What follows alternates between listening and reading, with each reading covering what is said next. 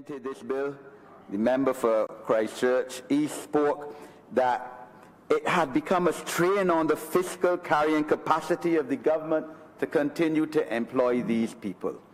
These are real people with families, with financial commitments, mortgages to pay. Not only the honourable member for St. James South had a mortgage to pay or rent to pay or children to educate and feed and clothe and shelter. These are real people, 90 real people who in 2014 were unceremoniously and unfairly and unjustly told by the Democratic Labour Party government that tomorrow, don't come to work, you have no job. People who after that continued to have financial commitments. Some of these people had been working for 14 whole years. 14 years in a job. They had obtained financial commitments, mortgages, rent, whatever. They had to pay taxes, increased taxes. Municipal solid waste tax came into effect retrospectively that same year when they were dismissed, probably the same month. They were dismissed with just 1 week's pay. 1 week's pay after the Barbados Labour Party, yes, started, because I've seen the contracts, sir. And this is what I couldn't understand, the political nonsense that the Honourable Minister of Finance was speaking. I know, because six of these 90 people were my constituents, 5 or 6. I used to see the contracts. I saw the letter which the NUPW General Secretary wrote to the Permanent Secretary in the Ministry in June 2014, saying that when the workers started in 1999-2000, they were paid 20% gratuity at the end of every year, not 5%, as the Honourable Minister of Finance said, 20% every year. Then that was decreased to 10% in 2004. And it was never at 5%. That was the point. But dismissed with 1 week's pay. No payment in lieu of notice after 14 years employment. Our member for St. Lucie. The honourable member misleading. The Minister of Finance never said that it was at 5%. What he said, that the Barbados Labour Party wanted to bring them on permanently, and not permanently, under a new arrangement, and that he saw a letter where they had offered them 5%. And the union objected. That is what the Minister of Finance said. He never said. All right, thank you very much. Continue. The Honourable Member for St. Lucie defies logic. I mean, I find it extremely difficult to follow his logic, and therefore I'm not surprised he misunderstood the Honourable Minister of Finance. There were promise on dismissal, severance payment, gratuity, that the issue would have been resolved in a few months. In fact, these workers demonstrated on at least 2 occasions, to my memory, in front of the Honourable Minister of Environment's office in Warrens, in hot sun, hot steaming sun, demonstrating like in the days of colonialism for the money that they were owed. That is what we have come to after 50 years of independence under this Democratic Labour Party. That 90 workers who had been promised, as the Honourable Member for St. George South said, that they would not be laid off as part of the manifesto promise in 2013 of the Democratic Labour Party to win a government, that they would not be laid off, were unceremoniously and unjustly laid off by this Democratic Labour Party government that could not care a feather about them, that were callous, that were totally insensitive to their financial commitments and to the fact that they had families to look after. And they were promised resolution within a few months, and now we're hearing that a legal opinion by a Solicitor General had to be taken to say that there were employees, that there were workers in continuous employment, and should be treated as such according to the Honourable Minister who laid the bill and who piloted this resolution, and that vacation pay ought to be paid. When the lawyer could have told them that, you didn't need a Solicitor General to tell you that. A proper Attorney General, or rather an Attorney General who was knowledgeable of the law, would have been able, as principal legal advisor to the government, to have advised that immediately, that they ought to have been paid, rather than waiting now 4 whole years when the money that they get is only worth, according, and I agree with the Honourable Member for St. George South, about 50 cents in every dollar. What with an NSRL now at 10%, a foreign exchange rate at 2%, a bank's tax in you, increased land taxes, the money that they're getting now 4 years after, reverse tax credit taken off, cut in half, many of them still unemployed. The 5 of my constituents, 5 or 6, none of them with jobs.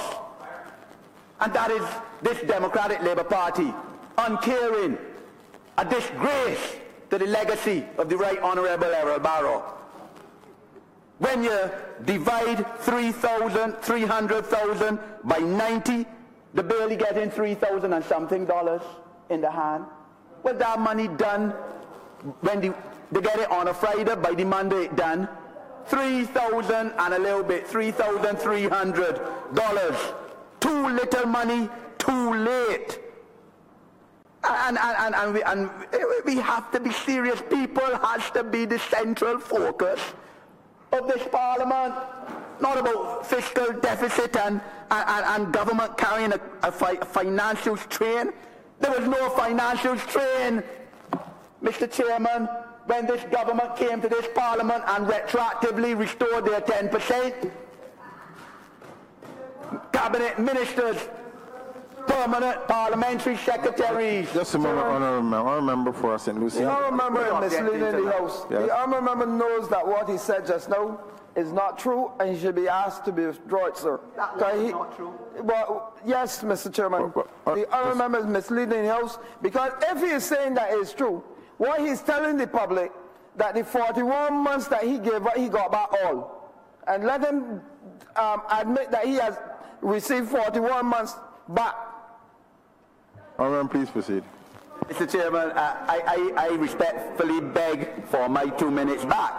The cabinet ministers, parliamentary secretaries, and political operatives, including their consultants, got back their restored 10% in this Parliament last year, this time, retroactively for 11 months.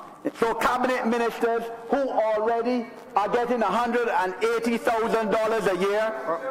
A point of order, sir. Just a moment. This is ridiculous. Just a moment. What's the point of order? The Honourable Member is now saying that we gave up 41 months and we only got back 11. It was not 11, it was 10. All right, proceed, Honourable Member. Mr. Chairman, in here is not a circus, you know. This is a serious, highest forum in the land. It is not a circus with clowns. Honourable Member, please.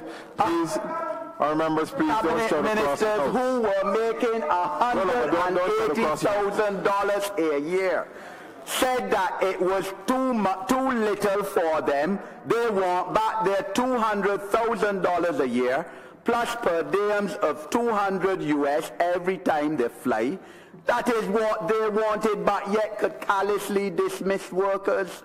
And we hear about cabinet ministers telling people to put the country before the self.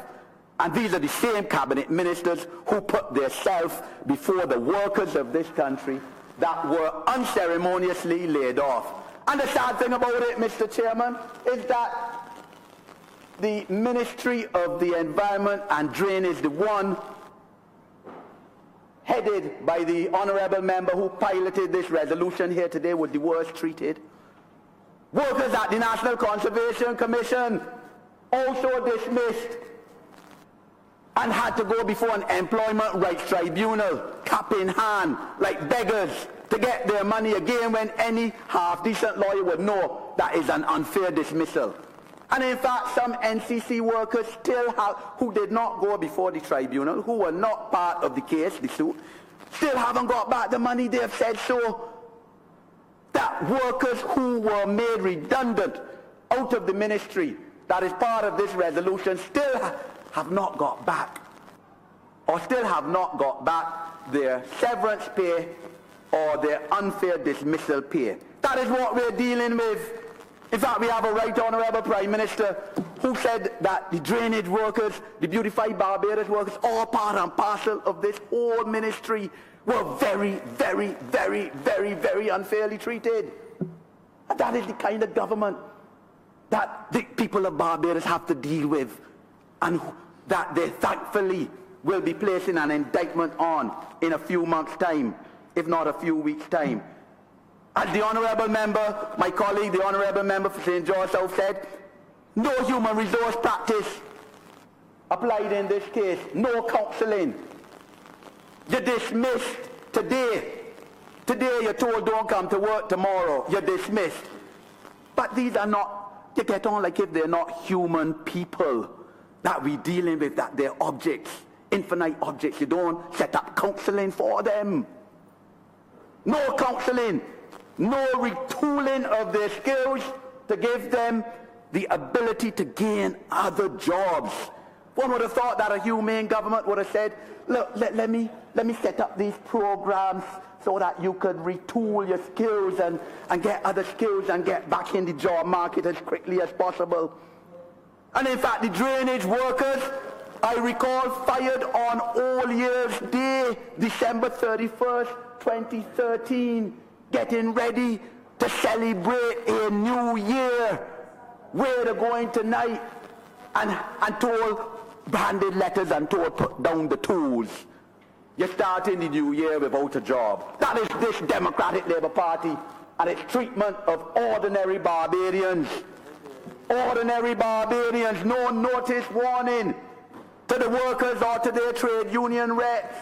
Well, I mean, the Democratic Labour Party has shown time and time again that they don't respect the trade union movement.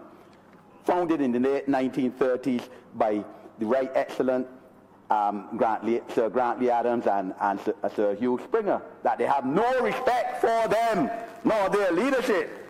Though they did not enter any negotiations with the trade unions, that was, by the way, a government that said as well that when they were entering into this tremendous redundancy where thousands were laid off from the public service, that it was said that no more than one person in any one household would be laid off, and that turned out not to be the case. More than one person laid off in many households. In one case, I remember 3 people in a household laid off. People were in the paper saying, what are we to do now? That is the inhumanity of this administration. Inhumanity. And all of this after no less than person than the leader of government business. So am I getting back the 2 minutes from the no less than the leader of the administration, the Right Honourable Prime Minister, said that no public servant would be laid off, that laying off one public servant would be a recipe for disaster. And this is what has happened. And then we have a manifesto promise in this book, Manifesto of the Democratic Labour Party 2013, about Barbados would be, we promised a Barbados that would be environmentally sound, pure political rhetoric.